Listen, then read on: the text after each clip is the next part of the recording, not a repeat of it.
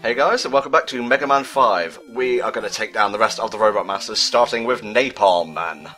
I think we should take Napalm Man down first next time. He clearly seems to me the most problematic. He's got the shiftiest eyes, I'll give him that. Well, and he's got fucking bombs in his head. I think that would be, like, top priority. Kill the guy who can fucking blow everybody up. Yeah, Nuke Man, take care of him first. This level, it's like a jungle mixed with a munitions factory, and I get the explosive part, because Napalm Man was created to protect his creator's secret weapons factory, but the tigers and shit really threw me off when I first played the game. It just kind of seemed a little bit out of place.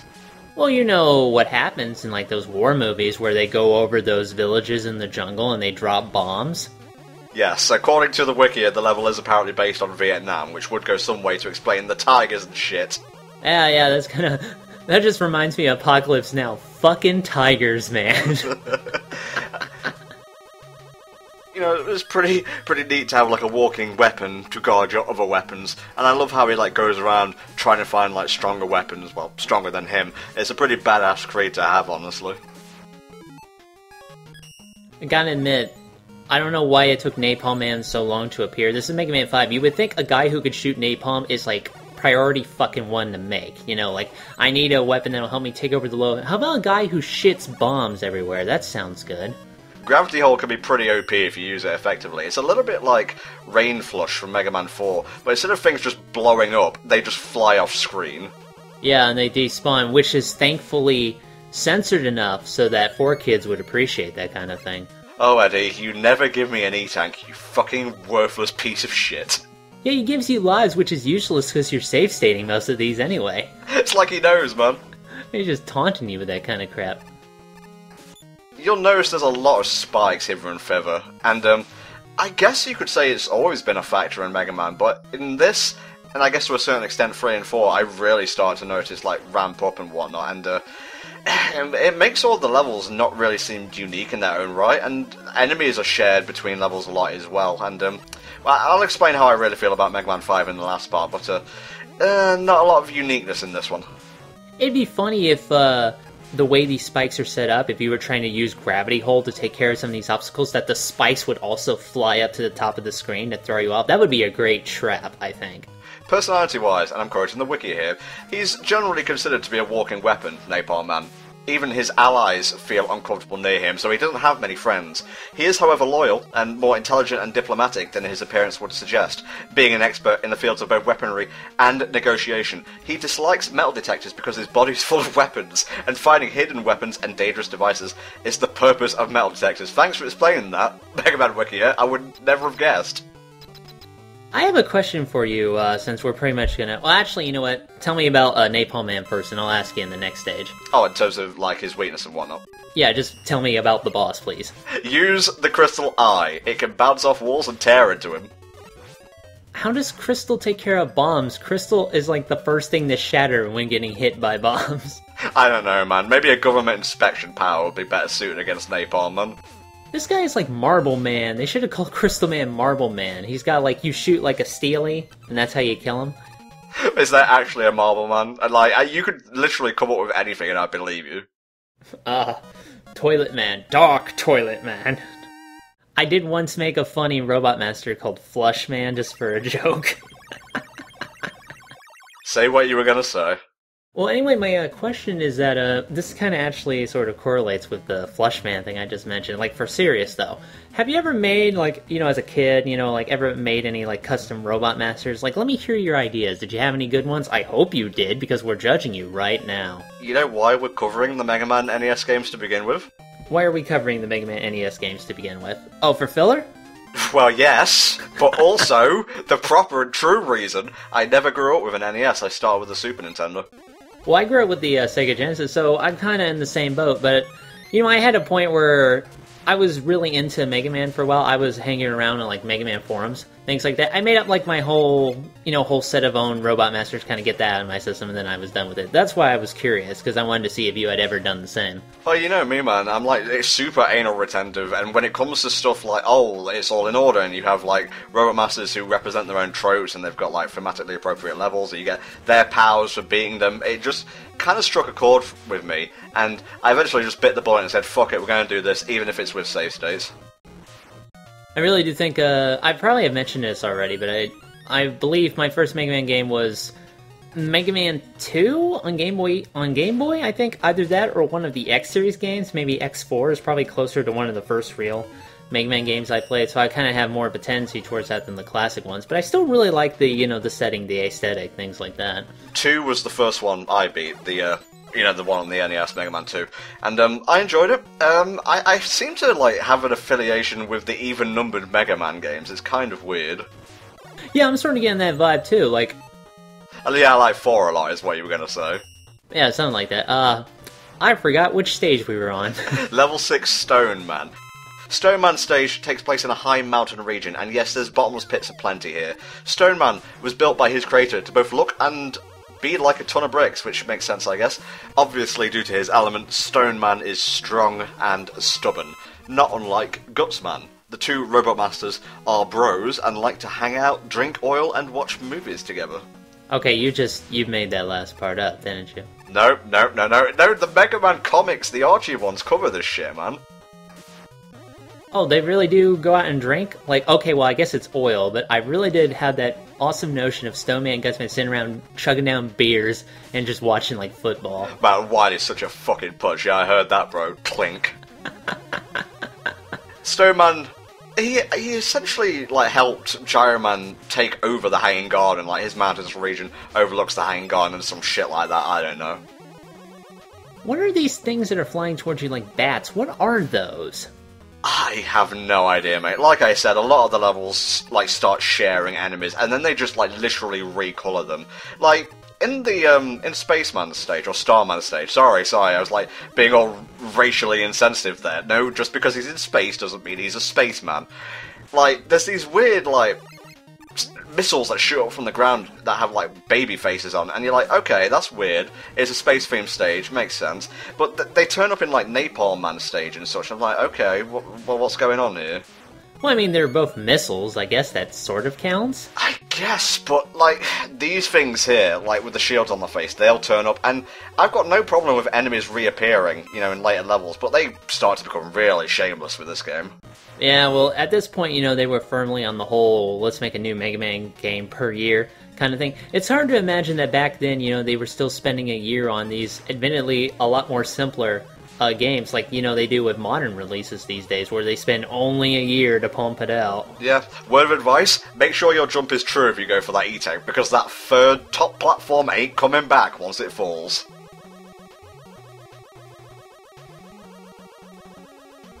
I wonder if Mega Man ever just does this to piss off Roll. He just charges up and kind of just stands around. Would you quit it, Mega Man? Stop fighting with your sister with that annoying-ass fucking sound effect. You built it! Oh wait, no, Cossack built it, never mind.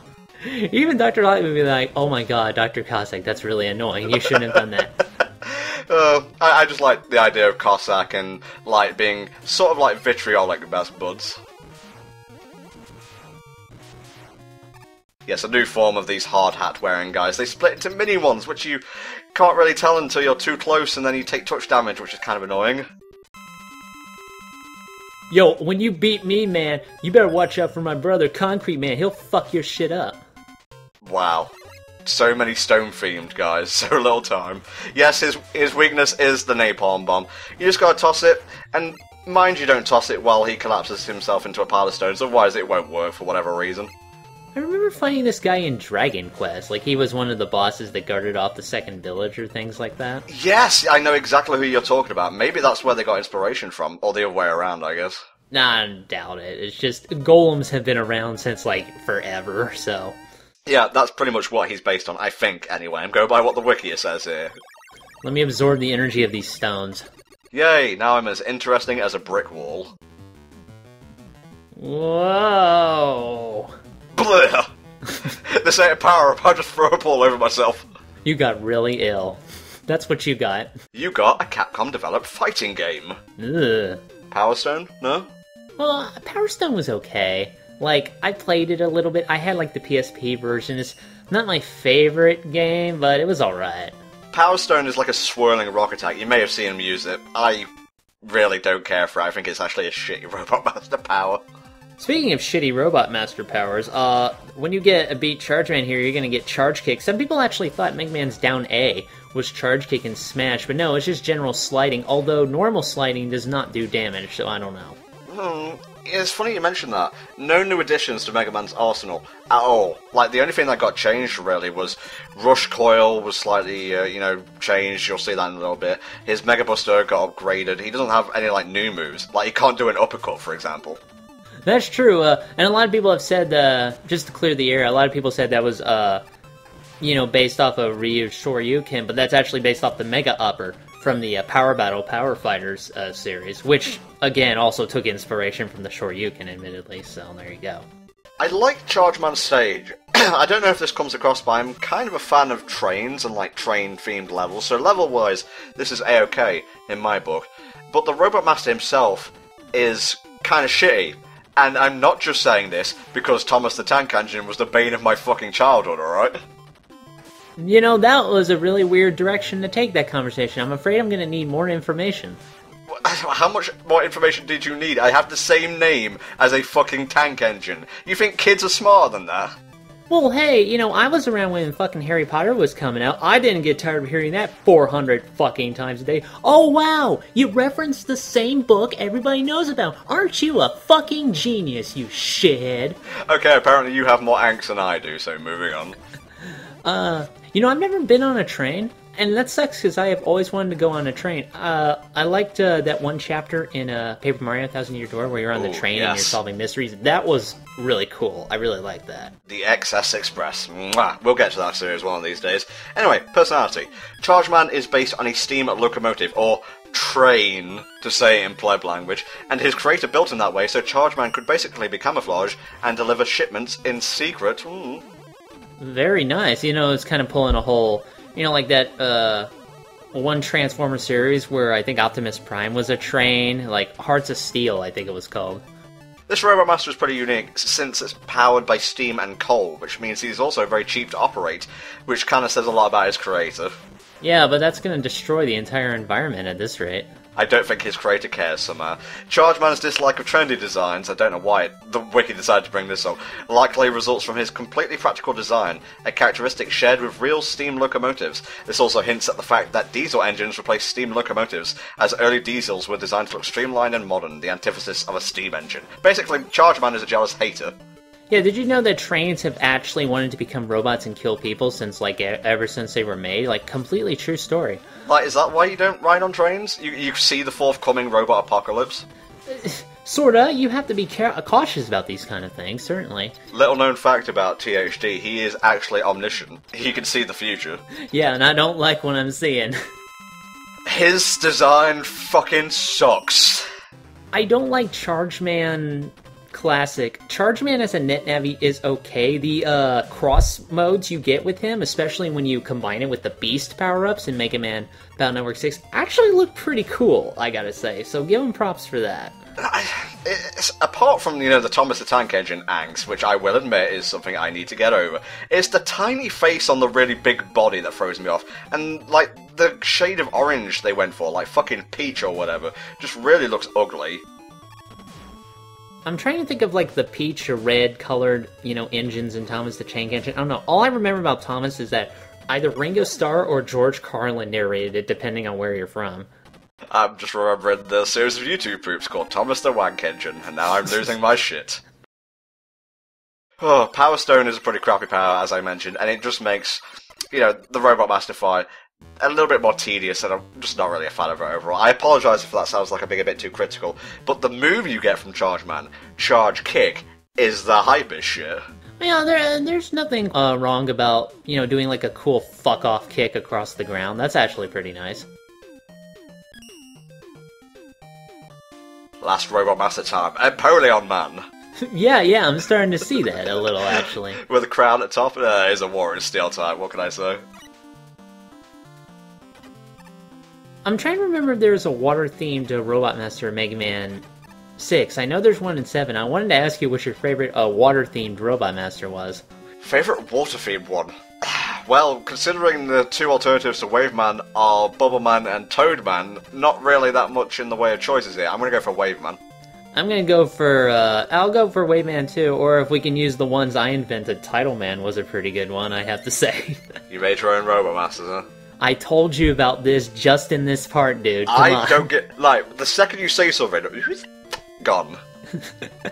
Like, there's your credibility. Pop out of the window, goodbye. Okay. A little bit of his personality-wise. I would describe the level, but until we get to like the mid-section, it's kind of just like a water facility, and then it gets really cool. But personality. Wave Man was built by his creator to invade and take control of the water quality administration of, like, the world, or just this part of the world, which is a pretty nasty plan overall, so it's fitting that we're beating him in last. Don't make the mistake of thinking he's Bubble Man 2.0 though. This guy has great mobility wherever, land or sea, and has supreme power over the water, or at least in his boss arena. I'd like to see the post-mortem report on Bubble Man. Alright, reasons the project failed. Oh god, that is a long list. I guess we'll just have to take care of most of that, won't we? This shit right here. This is awesome.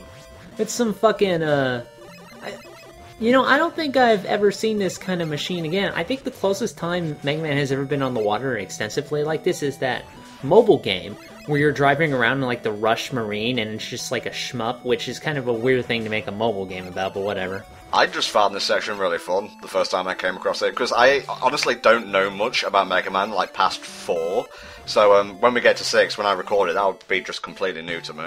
Oh yeah, that'll be interesting. Even gets its own like little mini-boss.